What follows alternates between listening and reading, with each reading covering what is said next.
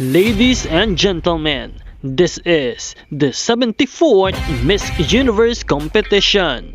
This is Nell 2204 and don't forget to like and subscribe.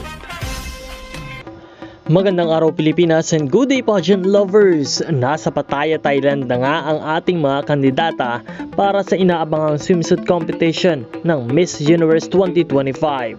At syempre, hindi magpapahuli ang ating pambato na si Atisa Manalo na patuloy na nagpapakita ng world-class beauty, confidence, and undeniable hotness. Ngayong taon nga ay gaganapin ang preliminary swimsuit competition sa beachside venue ng Pattaya, Thailand.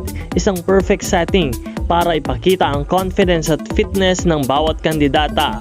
Makikita sa ensayo pa lang na handang-handa na si Atisa. Ang kanya walk, posture at aura ay nagpapakita ng modern Filipina confidence. Fierce pero elegante pa rin. Kung babalikan natin ang kanyang journey sa Miss Universe Philippines, talagang stand out na si Atisa pagdating sa swimsuit performance. Sa bawat takbang, ramdam mo ang grace at lakas ng loob, qualities na nagdala sa kanya sa international stage.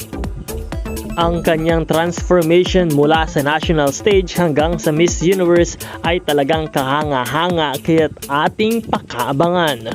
From her body training, pasarela practice at dedication sa advocacy, Atisa proves that she is not just beauty, she is purpose, strength, and class combined. Habang papalapit na ang finals night ngayong November 21, 2025 ay mas lalong tumitindi ang laban.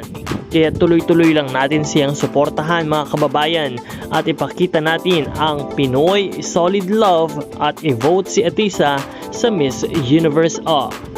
That's it for today's update. Don't forget to like, share, and subscribe for more Miss Universe news and exclusive content about Atisa Manalo. Maraming salamat sa panonood. At maraming salamat din sa pag-subscribe.